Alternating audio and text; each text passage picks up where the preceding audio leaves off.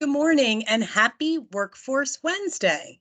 Welcome to our WEDTalk featuring acclaimed futurist Dr. Shawn DuBravac to discuss artificial intelligence in the workplace. I'm Jenny Butler, Director of Monco Works, the Montgomery County Workforce Development Board. The Montgomery County Workforce Development Board is a proud partner with Bucks County to create economic opportunities throughout southeastern Pennsylvania. Before we get started with the presentation, here's a few fun facts about Montgomery County. Montgomery County is a wonderful place to live, work, and visit. It has 7 parks, 5 historic sites, and approximately 60 miles of county trails. If there are any history buffs joining us today, Montgomery County is home to Valley Forge National Historic Park, where General George Washington quartered the American Continental Army during the bitterly cold winter of 1777. Covering 3,500 acres, Valley Forge welcomes more than 2 million visitors each year. Now I'd like to turn things over to Billy Barnes, Executive Director of the Bucks County Workforce and Economic Development. Thanks for the introduction, Jenny, and good morning, everyone. Artificial intelligence is rapidly transforming the workplace, bringing innovation and efficiency to businesses across industries. From automating repetitive tasks to improving decision-making processes, AI will revolutionize how we work. However, there are also concerns about the potential negative effects of AI, such as job displacement and privacy concerns. Our speaker today is Shawn DuBravac. Shawn is the author of New York Times bestseller, Digital Destiny: How the New Age of Data Will Transform the Way We Work, Live, and Communicate, which explores how the world's mass adoption of digital technologies signifies a new era for humanity in business, healthcare, finance, transportation, and culture. A well-regarded futurist and trendscaster, Shawn empowers leaders and their organizations to improve strategic decision-making capabilities by understanding the changing landscape and identifying opportunities. Please help me welcome Shawn DuBravac. Thank you so much, Billy, and hello and welcome to everyone. It's so wonderful to be with you today to talk about artificial intelligence and the future of work. Feel free to add your comments and your questions as we go along, as we get started. I'd love to hear what industry you're working in and maybe how much experience you've had with artificial intelligence. It's been a year now since ChatGPT has become widely available to the public. And obviously, we've seen a significant impact just in the last year. We've already seen companies make significant announcements for 2024. So we know that artificial intelligence will be a big story in 2024 as well.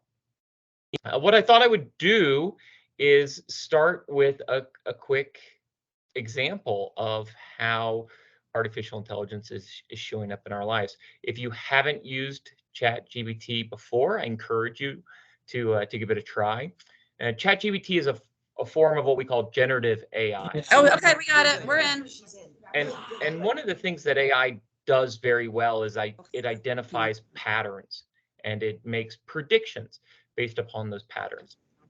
So if you think about the text that generative AI produces, it's really about predicting the next word and the word after that.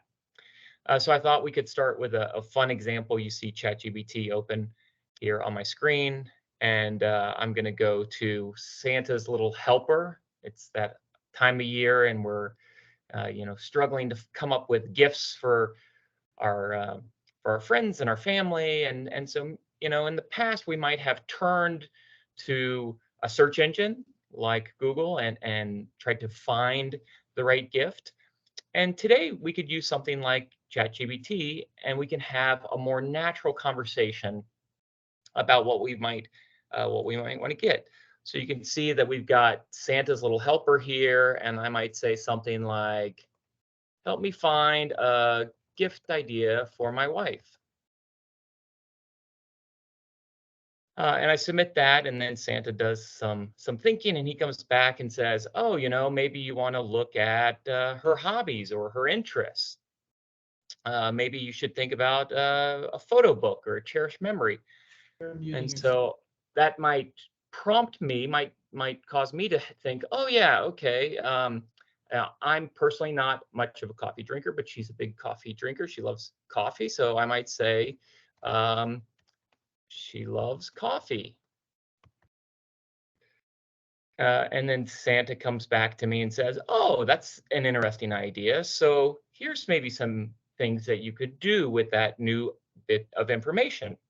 Maybe you get a personalized coffee mug or a coffee grinder, a coffee themed book. And so I could say, okay, that's interesting. Tell me more about a coffee advent calendar. I've never heard of that. So maybe I can get some more information about that. And then you can see, ChatGPT starts to have this conversation. So we end up having this kind of very natural conversation. And when I think about the future of work, and I think about the next generations coming into the future of work, those who are going to be working side by side with us in the years ahead, they are becoming extremely comfortable talking to a computer in this way and having a very natural conversation and expecting a very natural conversation and flow of information. And so this next generation of workers and the next generation of consumers, or if you're in education, the next generation of students, or if you're in healthcare, the next generation of patients, are anticipating and expecting to be able to converse with computers in this way.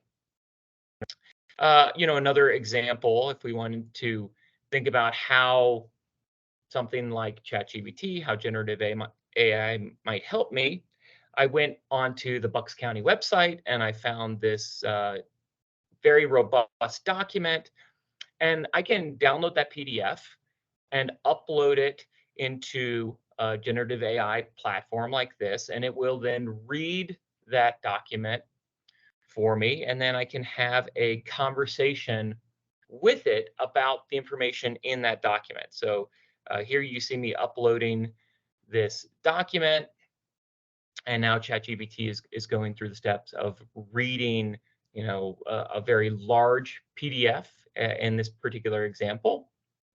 And once it's uploaded and it's processed the information in that PDF, then I can start to have a conversation about that information.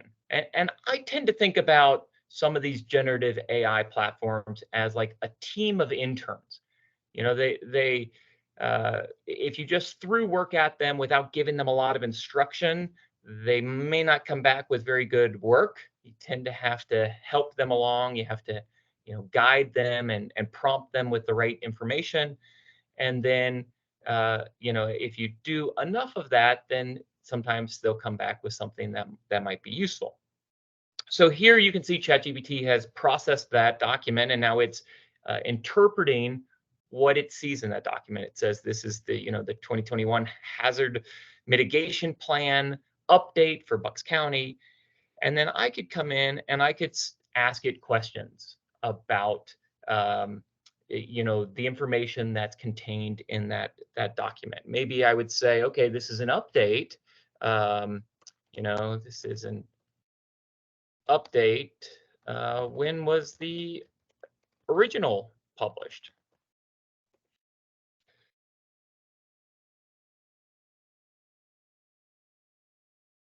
And it might be able to say, okay, let's check the document. Let's see if that information is there. And then, just like a team of interns, if it doesn't find that information, it might come back to us. So here it says, it looks like that, original was published in 2016 and then underwent another update in 2011. And you can see the little quotes that suggesting that it's pulling that information from a specific source and will redirect you to that. So, I might say something like, what are the strengths of this plan?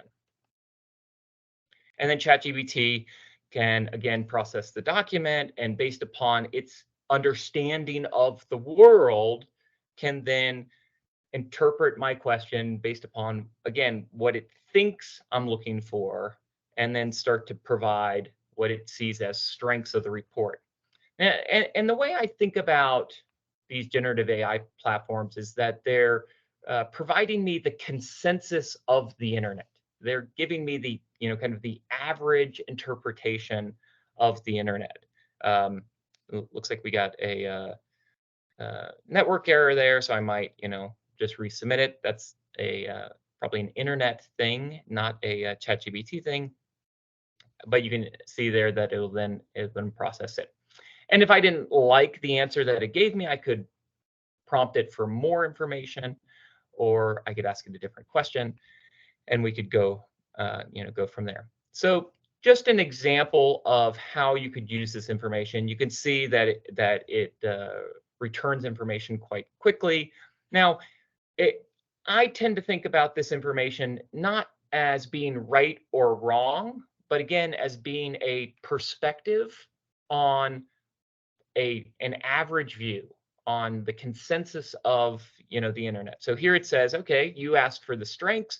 Here's what we think the strengths are, and you can see it's got compliance with legislative requirements. It's got a community resiliency component. It's got these other things, and I could say I could ask it also, what do you think the weaknesses are? We could go on and use, again, this kind of team of interns that we have to provide an assessment of documents like this.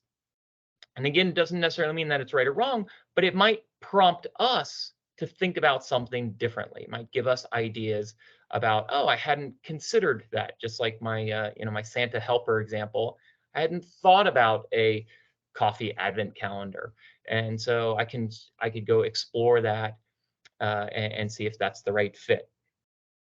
So let me now kind of dive into a couple of areas that we can think about this impacting our jobs and the future of work.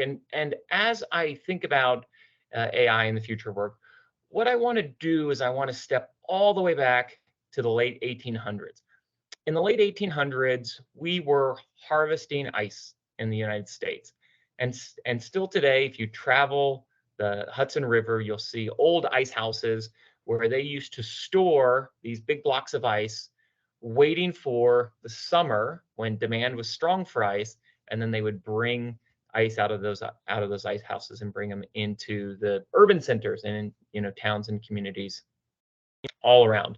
And so if you travel some of the back roads of the counties that we're surrounded by, you will likely see some of these old ice houses. In the late 1800s, we had over 100,000 people working in the ice harvesting business. We had over 25,000 horses involved in the ice harvesting business. And you can see here, they were waiting for the rivers and lakes to freeze over, and then they go out and they cut the ice into big blocks. They would store it until the summer demand increased.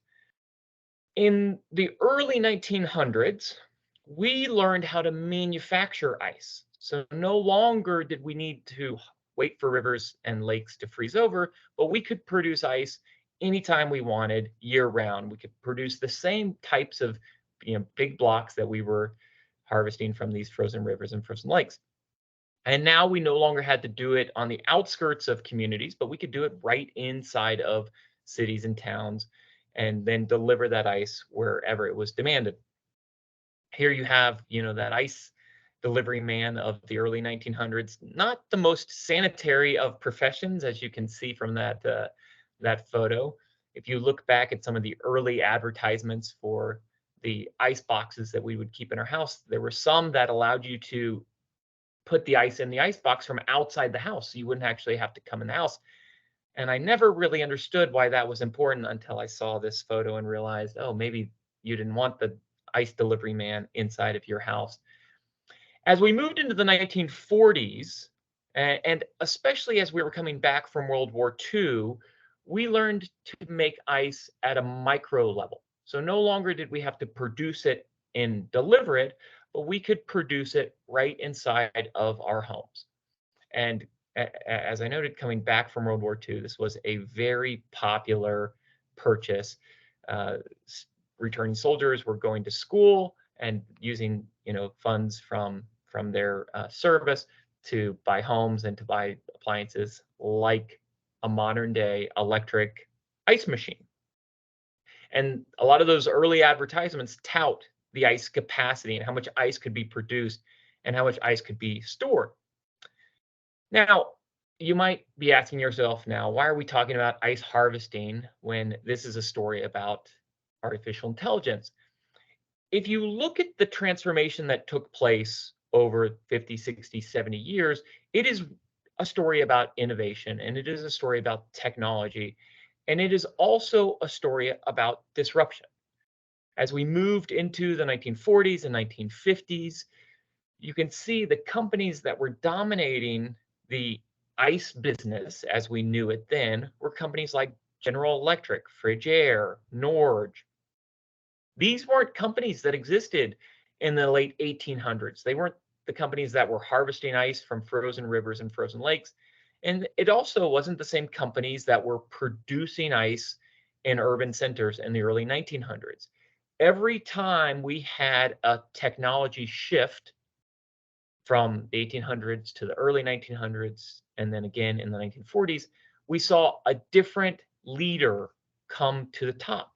And still today, these are many of the companies that are dominating, this world. Obviously, some of them have changed and evolved, but as we think about the impact of AI, I think this same story plays out, that it's going to have a shift in the type of work that we do. It's going to have an impact in the type of industries that we work in, and ultimately how we provide back to our community.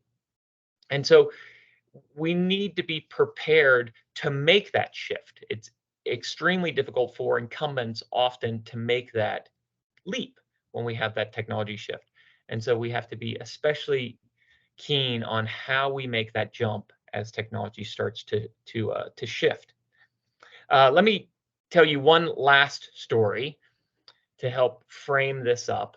In 2007, we got the very first iPhone.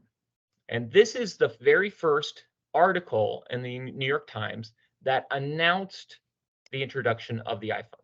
This was the day that Apple and Steve Jobs introduced the iPhone. And you'll notice there in the second paragraph where I've highlighted the creation of the iPhone priced at $499 or $599 will not be for everyone. First of all, wouldn't you love to be able to get an iPhone for just $499 today? And second, this idea that, it's a really interesting technology, but it's not for everyone. It's not going to impact my job. It's not going to impact the way I live. It's an expensive technology that really only makes sense for a certain person, maybe a very small part of the population and the workforce. And obviously today, not that long ago, and not that long from since that article was published, most of us have smartphones. In fact, many of you probably have multiple smartphones. Just a few years after the New York Times told you, don't worry about this technology. It's expensive. It really only makes sense for a certain number of people. And I think that's where we are today with artificial intelligence.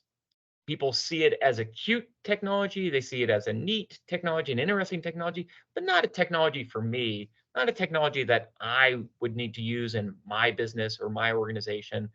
But like the smartphone or like many technologies that came before it, I think we're going to see that slowly and then suddenly that technology will be applicable to the type of work that we're doing.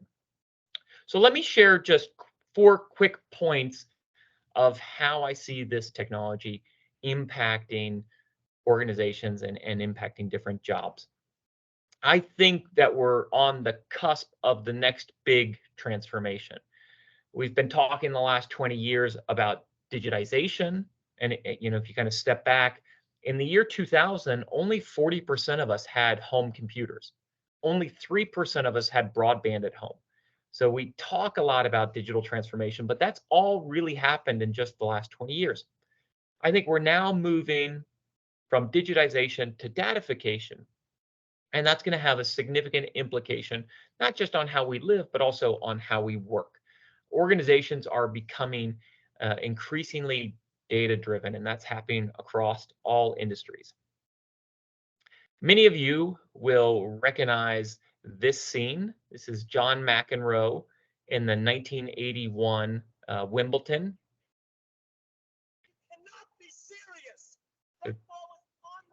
So John McEnroe, obviously known for being quite aggressive and arguing whether the ball was in or out. John McEnroe would actually go on to win Wimbledon for the very first time in 1981, but would become notoriously known for this particular outburst.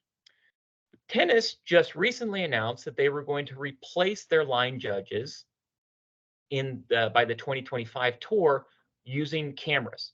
They have a system that will use cameras so that they can detect in real time whether the ball was in or out. When asked about this type of technology, John McEnroe is a big supporter of it. He said, had I had this technology when I was playing, I would have been a lot more boring, but I would have won a lot more tournaments and I would have won a lot more titles. And so you see just one example of where we're using technology and we're using data now to define the environment. We see it happening in sports, but it's happening in every industry across our communities. Here's just one other example. We're digitizing babies. This looks like your every average day onesie, but if you see right there on the baby's hip, a little green turtle, in that green turtle is an accelerometer and a gyroscope, the same ones that we were using to control airbags and the same ones that were showing up in the original iPhone, starting to show up in places like this. So we can tell whether the baby is on its stomach or its back. We can tell whether the baby's asleep or awake. In that little green turtle is also a microphone and a digital temperature sensor. So we can pick up the temperature around the baby. We can pick up all of the noise around the baby, whether there's ambient noise or the baby's crying. It's Bluetooth enabled, of course, so it sends all of that information to your mobile device. What's most interesting to me is if you notice the green stripes going across the baby's chest, those also connect to the sensors that are in that little green turtle. So we can determine whether the baby is breathing or not. Now, the technology isn't perfect yet, but you could imagine all of the things that you would want to have happen if we picked up that the baby had stopped breathing. We might want alarms to go off, doors to unlock. We might want 911 to be dialed autonomously. All of these things could be triggered based upon information that was already there, but just wasn't being captured, collected, organized, structured. And so that's this bigger, broader shift from digitization to datification. It isn't just about digitizing that environment. It's also about harvesting all of that data and using the data to make informed decisions, and then ultimately to make predictions about that environment. That's one of the things. My second point is that AI is very good at recognizing patterns and making predictions. And as I noted with generative AI, the prediction there is what's the next word? What should be the next word? And we continue to make predictions. And what's been so revolutionary about ChatGPT is that they've been able to predict with better accuracy longer strings of words. When I used generative AI platforms in years past, it might be good at predicting the very next word or maybe one to four words, but it wasn't good at writing entire sentences or paragraphs and predicting, out, say, 40 words or 50 words or 150 words. And so that's one of the things that it has gotten much better at. I'll give you just a couple of examples. Here's one from healthcare. And you can see this woman is cleaning a hospital room. You'll notice behind her is a camera. And that camera, that we're seeing show up in different environments, in this example in the hospital room, used for security or used for other things. It could detect falls, for example. It could detect if there were people in the room. In this example, it's detecting whether the room has been cleaned or not. So in the past, we might have cleaned a room like this, written it on a clipboard that's hanging on the wall, or made a note on a whiteboard. And now we can use sensors that are in that environment to then make the prediction for us and capture that data. And so you could imagine if there were certain protocols that needed to be followed in how the room was cleaned, we could use the sensors, the cameras in this case, to measure that and then report back to that. And that could be reported into a broader system. So then maybe the hospital is alerted to rooms that hadn't been cleaned, or it could be alerted to rooms that once they were clean could then accept new patients if we were waiting for a hospital room to clear, so we have new patients. And this is an area, especially in healthcare, where we're seeing a lot of artificial intelligence. There's a team in Australia that just created a AI algorithm to predict when somebody would be discharged so that they could better manage their staffing needs and their room allocations. So based upon the information that we already have about the patient, all of their healthcare data, why they were brought in, where they are in the process, we could use all of that data then to predict when they might be discharged. So all of that information then can be useful in making predictions. This is a cosmetic brand in Korea called SK2. And this woman has come into the store and she's having a skin analysis done. And it's then offering her recommendations on what type of cosmetics she might like based upon that skin analysis. So those recommendations are essentially predictions. It's predicting based upon that digital skin analysis, what are the best products for her. Join me in a journey in the past, and let's step back to the 1980s. You've walked into a McDonald's. It's Saturday morning, you want breakfast, but you're close to lunch. It's 10:59. You're worried you're not going to make breakfast. And what are the signs that you start to see in the store that, uh-oh, I'm about to miss breakfast? And if I don't hurry and get to the cash register, or if you're in the drive-through, if I don't hurry and get up and place my order, they're not going to let me order breakfast. We could probably all remember this experience in the 1980s going into McDonald's. And the sign that we could tell that we were going to miss breakfast was somebody was coming out and replacing the menu boards. They would actually walk out of the back of the store with physical analog menu boards and replace those. As we moved into the 90s and the aughts, and more recently, we started to replace those analog boards with digital boards. And so to me, this is an important story because what it highlights is that the first order effects, that kind of the first change of technology, is often a small change. So in this instance, when we made these boards digital, it meant that they could be updated easily, maybe even autonomously, without somebody having to come out and change them. But not a lot changed. Besides maybe a little bit of staff time, it didn't really change much how the restaurant operated. Fast forward to more recent years, and we see McDonald's doing things like this.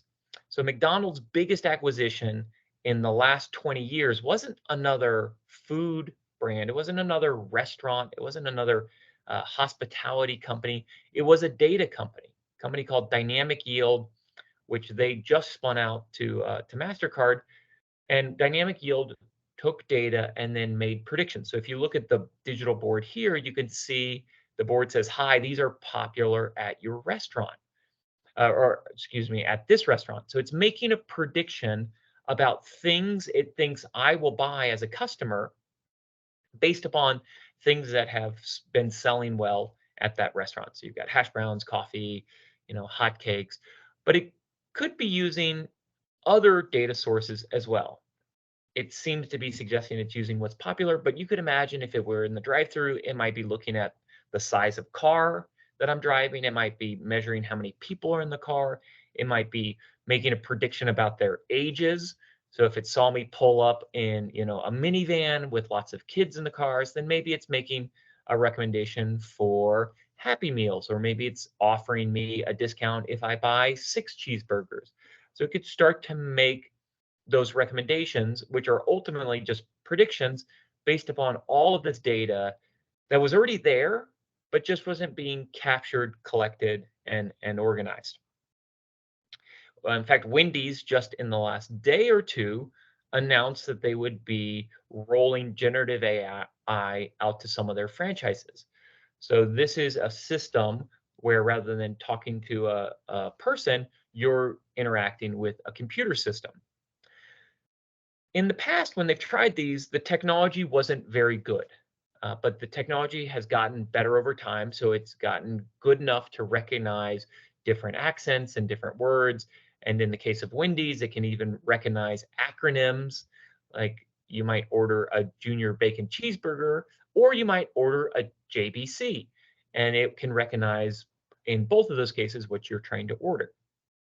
Now, why do restaurants like this? It really isn't because it lowers some of their labor costs, or it changes that dynamic. But what we have found is that these chat models are very good at making another offering. Would you like another, a soda with that? Would you like to have large fries instead? How about an apple pie? And the use of these chatbots increases sales on average about 8%. And so I think because there are these efficiencies, and importantly, because restaurants in this case are seeing upsales from that you'll probably start to see more and more chatbot type environments. Also, at the same time, labor costs are not only rising, but also finding workers is increasingly difficult. And so I think you're going to start to see this not just in fast food restaurants, but in all kinds of environments where we're interacting with businesses. Or here's an example of how Google might think about it. The Dutch cycle more than any other nation in the world, almost 900 kilometers per person. But that also means we have 350,000 bike-related injuries. Now imagine that we would make biking safer, smarter, and easier by applying self-driving technology to biking. We tell our self-driving bike to figure out where it is, what's around it, what will happen next, and what it should do. We leaned on Google's expertise in self-driving cars, but we had to adapt the technology to work on a bike.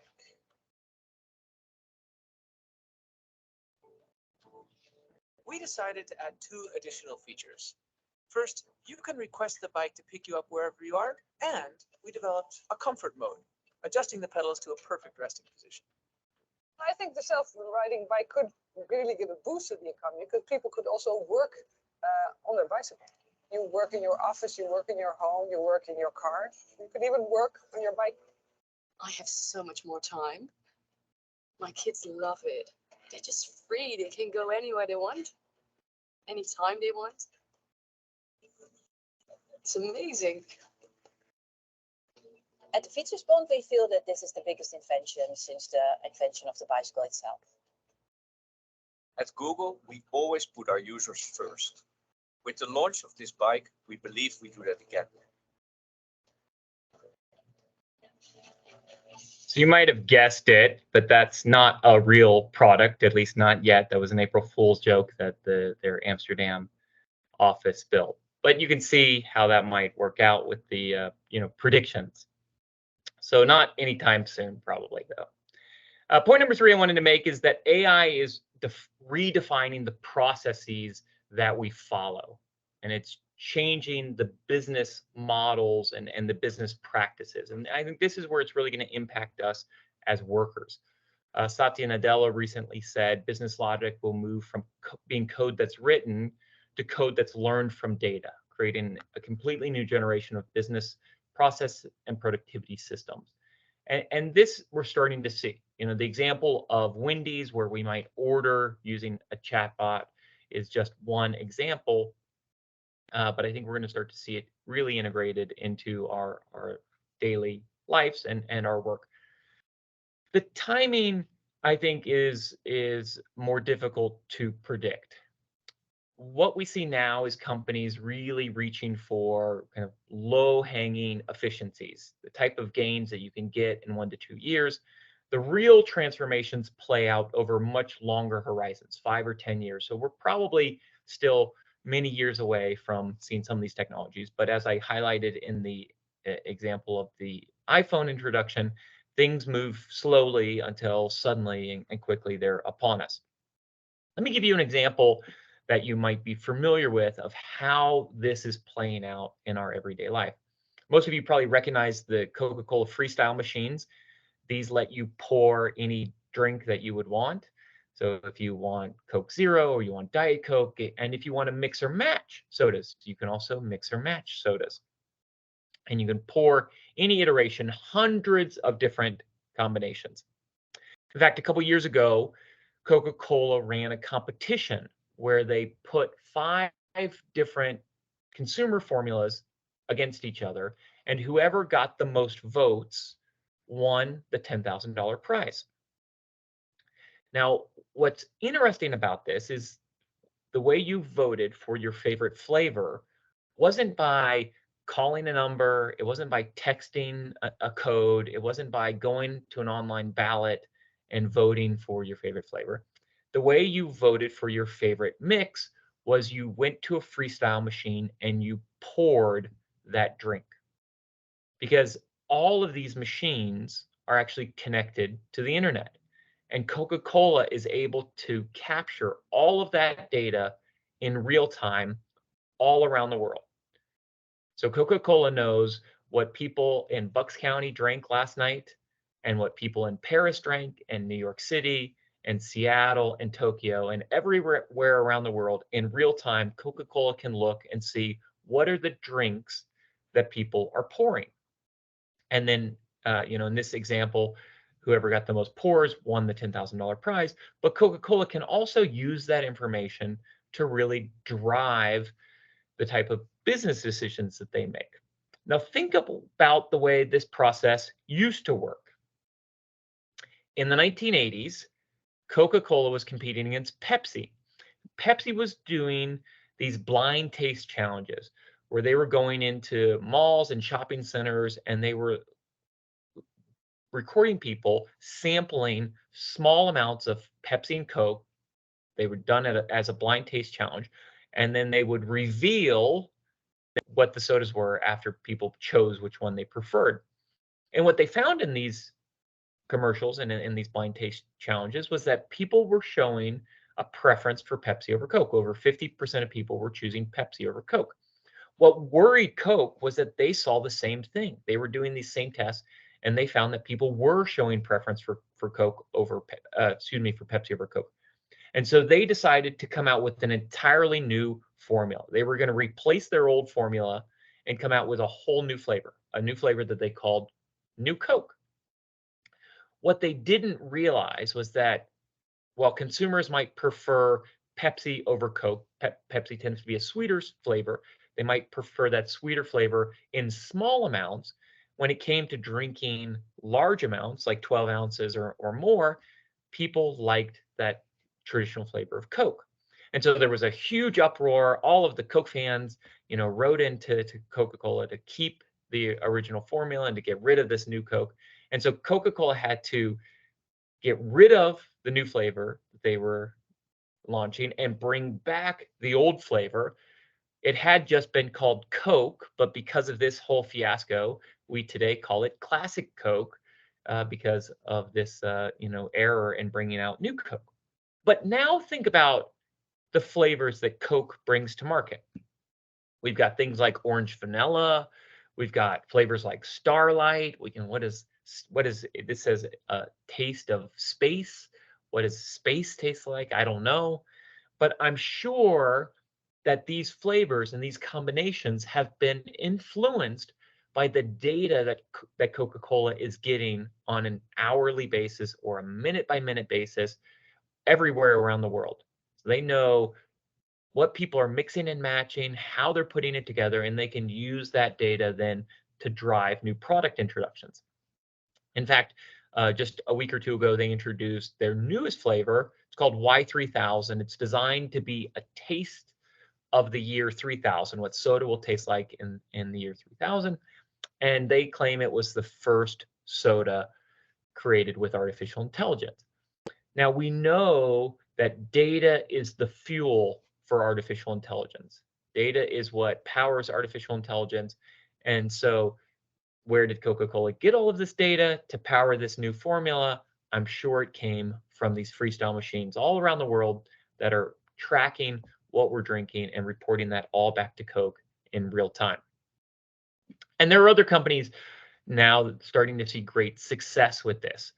Octopus Energy, which is a UK company, started using generative AI tools like ChatGPT to infuse their AI into how they responded to customer inquiries. What they found was that the generative AI replies were liked better by the consumers. So not only did it create a faster response to consumers, but what we call the net promoter score, how consumers rated that experience, improved from 65% to 80%. So they were getting a faster, the company was getting a faster response, but the consumer was also having a better experience. And anytime you can get those two things to line up, I think you're going to see more AI play in those roles.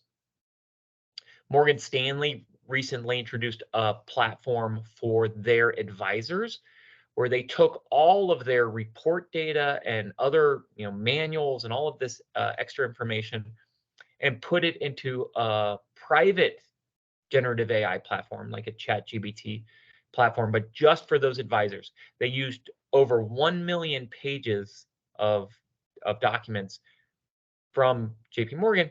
And it isn't designed to replace the advisor, it's designed to accelerate the advisor, to augment the advisor. So you can see here in this example, the advisor has gone on and says, how can I help my clients set up an online account? And it goes through all of the information that's available to it and said, hey, here are a couple of things that you can do. So the advisor could just grab that and email it to their client, or maybe if they're, with the client right there, they could help them walk through those steps themselves. And so this is just one example of how JP Morgan is taking all of that data and organizing it in a way that it can accelerate and augment that worker experience. Just one final example is JetBlue. JetBlue has infused generative AI into their customer service experience, and they haven't replaced that customer service experience, but they're using generative AI to accelerate it. What they found is that they cut down about 280 seconds on every call on average, and saving them hundreds and hundreds of hours just in the last quarter. So it isn't replacing their whole system, at least not yet, but it's augmenting the processes that they have, making them more efficient. And for all of us who have had to wait on a call to get the information that we want, I'm sure we all appreciate a call that is 280 seconds shorter than it was last year. The final thing I wanted to highlight as we think about AI is the blurring of the lines that are taking place between what's happening in our physical world and what's happening in our digital world. Here's just one example. This is an Amazon store in Los Angeles, and you can see the woman has come in and she's scanning different outfits that she might want, and she could scan just one item, or she could scan the whole outfit that's been curated and laid out for her by a designer. When she's ready to try those things on, she's assigned a dressing room, She goes back and opens that dressing room with her mobile phone, and waiting for her in the dressing room are all the clothes that she picked out in all of the sizes that she wanted. So no longer did she have to find the size on the rack and put it on her arm. It's all waiting there for her. There's a screen in there so she can pick out other things that she wants, and they're delivered right into the dressing room while she's still there, because there's 2 wardrobes. She picks out the outfits that she wants, and then she makes the purchase, and she's able to leave. Now, Amazon in this experience is capturing all of the information that every retailer has historically captured. They're capturing what the person bought. What Amazon is also capturing that other retailers haven't been capturing is everything she tried on but didn't buy. What were the things that she liked on the rack but didn't end up purchasing? What were the sizes that she chose? Were there things that she picked together? And you could imagine all of that information, all of that data could be provided back to designers or merchandisers or store managers to help them think about, how do I lay out the store differently? What are the different outfits that I should bring to market? What are the different things that I might try to help drive a better customer experience, and ultimately, as the owner of that store, perhaps drive better sales. So we're starting to capture data not just on what consumers do, but also importantly on what they didn't do, what they didn't buy. And then all of that information can help change the business practices. And again, you kind of see that blurring of the lines. Here's your quiz for the day. Which of these 6 people are real, and which of them have been created by artificial intelligence? What we call synthetic media. You've probably heard the term deep fakes. That's an example of synthetic media or a computer generated person. If you're like me, it's very difficult to determine. In fact, on average, most people cannot tell the difference between a real human and one that's been synthetically created, one that's been created by a computer. If you're still struggling, all of these have been created by synthetic media. These are all computer-generated people. The other thing that's interesting, the research shows that not only can we not tell them apart, but that we actually find the individuals who have been created by computers, synthetic media, slightly more trustworthy than the real humans. So I don't know what that says about society, but I think it shows that we'll probably see a lot more examples of this type of synthetic media showing up in different places. Here's just one example. This is President Yoon. He's the current president of South Korea. And when he was running for that office last year, he created a copy of himself. So it takes about 8 hours of video recording and $40,000 or $50,000, and you too could create a copy of yourself. This video that you're watching at is actually the copy of the president. And now they were very transparent about it. They called it Yoon AI. And so it was very clear that it wasn't him, but they were using this to get out their message to different constituents. So today, while you might get an email or a letter from your candidate, in the future, you could actually get a personalized video from your candidate. I like to joke that campaign managers love this platform because the candidate only says exactly what has been typed. There's no going off script, there's no ad libs, there's no hot mics, only exactly what has been typed. And then they can use this technology to really customize their message. This is a commercial that was filmed a couple of years ago for a Russian telecom company. And you can see it's starring Bruce Willis. And Bruce Willis is in this, setting that only Bruce Willis would find himself in. He's tied to a boat. There's a bomb getting ready to blow up.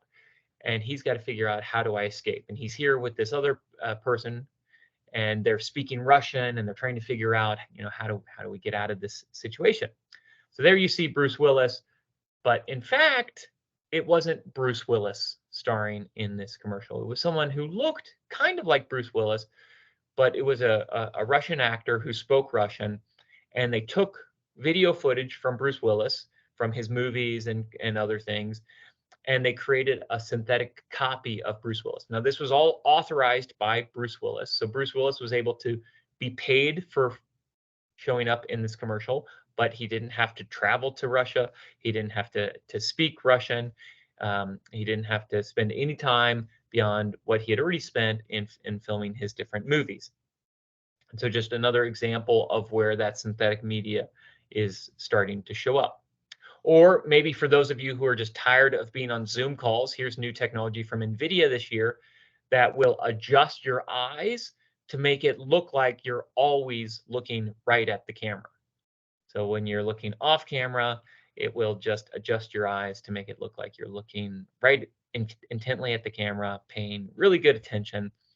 I think this will be a very popular technology around March Madness time, when everybody wants to be watching March Madness off screen, but they can make it look like they're right on a Zoom call, paying attention to a Zoom call. So a couple of things to think about as we think about this future of AI. As employers and as employees, I think it's important that we plan not just for the year or 2 years or 3 years ahead, but we also have to be preparing ourselves and our workforce for the longer term disruption. We need to be looking out 5 years, 6 years, 10 years. And so we have to be working on both of those timelines simultaneously. And it will feel like those timelines compete, because the work that we will be doing in 10 years will be very different than the work that we are doing today. So while we are upskilling our employees and ourselves, we also have to be obviously doing the work that has to be done today and this week and this month. I think it's very important that we not just throw AI at our businesses, but that we look at AI through the lens of the value of our businesses and what we value as employees or as employers when we think about AI. So we shouldn't necessarily think about AI changing our business. If there are certain aspects that we think really define our business, we should use AI to augment those, to support those, to strengthen those, not necessarily to replace those. We need to start rebuilding the processes that we have for this digital age and start preparing these processes to work in a world infused with artificial intelligence. And then as an employee or as an employer, as you work with your employees, I think it's important that we really lean into our superpowers. AI has some really well-defined superpowers. It's great at predictions. It's great at recognizing patterns. So if your superpower is making predictions, then you might be in trouble. But for most of us, that's not our superpower. We're not good at looking at large amounts of data and making a prediction or finding the pattern. We're good at other things. And so we can really lean into those superpowers and use artificial intelligence to augment what we're already doing. I think the JP Morgan example that I offered is a great one, because we're able to keep that relationship that someone might have with their financial advisor, but that financial advisor just got better because now they can get you information more quickly. Perhaps they're ensuring that information is more accurate, so they can spend more time really helping you solve the problems that you are trying to solve. So let me pause there and open it up to any questions that you may have. I know we have a few more minutes. I'm happy to take any questions. Feel free to open up your mic and let me hear your questions, or if you prefer, you can add those into to chat. And if you are in a specific industry, I'm happy to talk about how some of these things might impact your particular industry or your particular organization.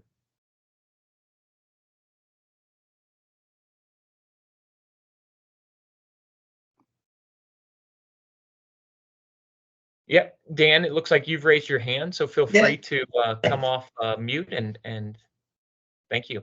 Yeah, can you hear me, Shawn? I can, yes. Yeah, so very a great overview, very provocative. So if I'm a kid in a freshman algebra class, why should I learn algebra? Like, Yeah. why don't I just use, artificial intelligence to do all my calculations? Yeah, so as somebody who has several teenagers in that algebra class right now, I hear this on a constant basis, and I actually think that the truth is somewhere in the middle. I think that kids need to recognize the value of cognitive capability and cognitive skills, so they need to be pushed to do things that drive that cognitive capability.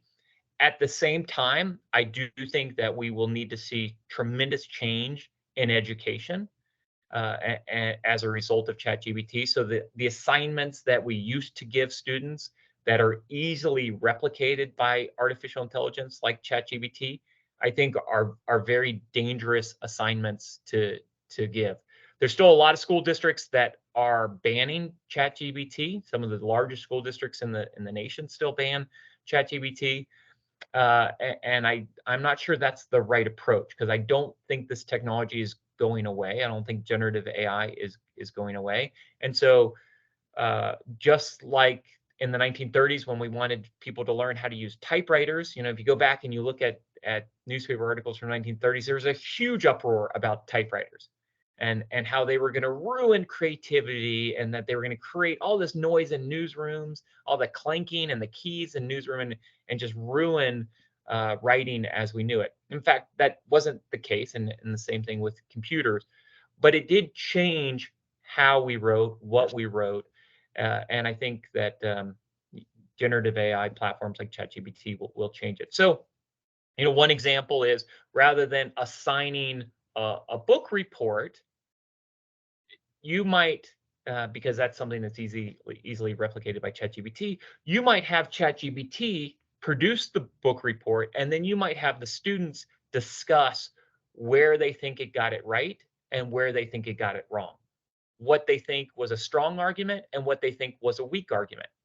And to me, that's a skill set that we're going to need in the future, is assessing generative AI content and determining if it's worthwhile or not, if it's useful or not, if it's strong or not. And so I think there's simple ways of flipping assignments that will still force it'll still require the student to read the book, because they'll need to then make an assessment of, is this a good analysis of that character? Is that accurate? And it will still drive that cognitive capabilities and the cognitive skill set, but it does it in a way that isn't easily replicated by generative AI. So I think there is a tremendous challenge for teachers today, as they have to rethink the type of assignments that they give. But we know that there will be only more value in the future on cognitive capabilities. Thank you. Yeah, Hal, I see your hand up. If you'd like to come off mute, and I'd love to hear your comment as well. Oh, Hal, it looks like you're still on mute.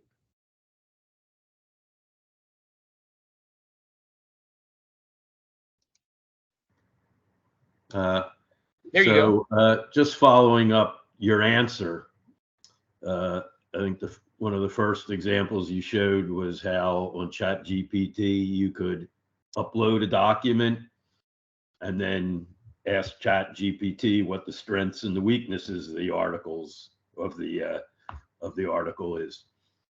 With that assignment that you said would be a kind of a new age assignment in light of ChatGPT, you could generate the paper with ChatGPT, then upload it and ask ChatGPT to point out the strengths and the weaknesses, I guess. Yeah, you definitely could, and I think maybe that's the starting point.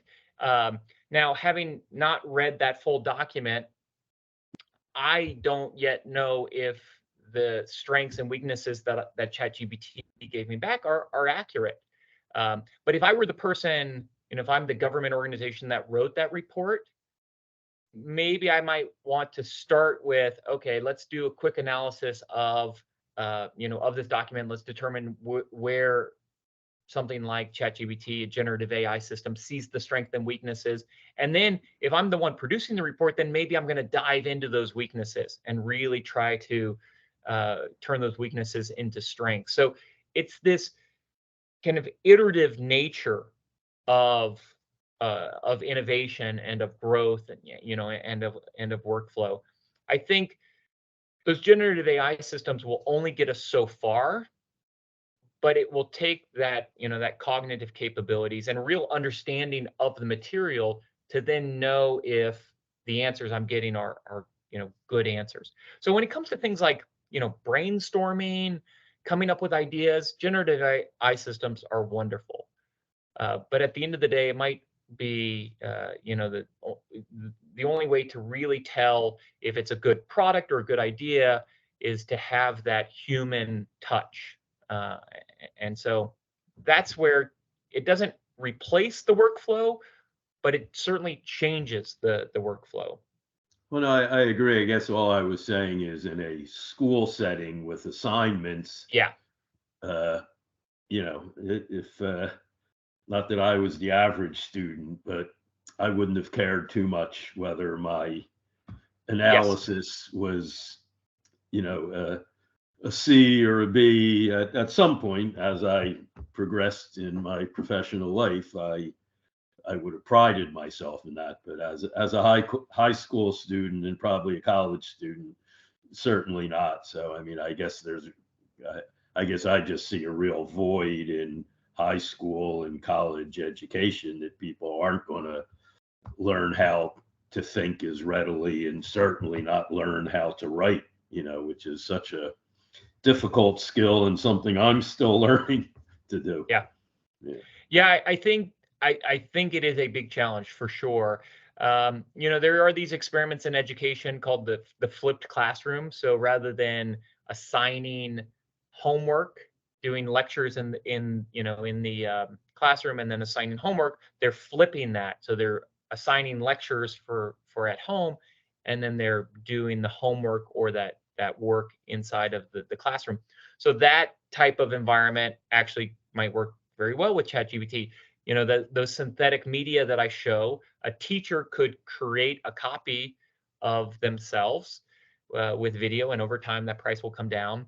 You could create the lecture, so the students are watching the lectures at home, and then when they come into the classroom, they're doing group work, or they're doing maybe even individual work on their own. I think we do need to question some of the skills that we develop, and these are debates that happen inside of inside of education systems today. California just recently passed into law the requirement to do cursive writing, that because that was being lost. Now we could debate: do students need to learn cursive writing? Should they learn cursive writing? And I think that same thing will apply to some of the skills that students are learning today. What do they need to learn in a world that's increasingly infused with with artificial intelligence and technology? It will evolve, and it will change. But I think the need for collaboration and that type of work will become even more important. The need for cognitive requirements will become even more important. So, but I think there are definitely challenges for the education system for sure. Yeah. Well, thank you. You made some very good points, and I like that idea about flipping what homework is and where you hear the lecture. That was a pretty simple but very effective tool, I think. I don't know. Yeah, and there are classrooms experimenting with it, and it is certainly a challenge for teachers because the tools are clearly more powerful than they have ever been. Yeah.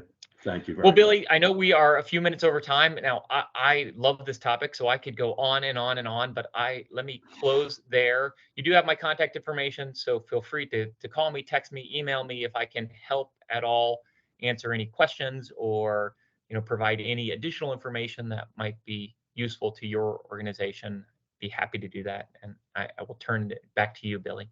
All right, fantastic. Thank you, Shawn, for that wonderful presentation.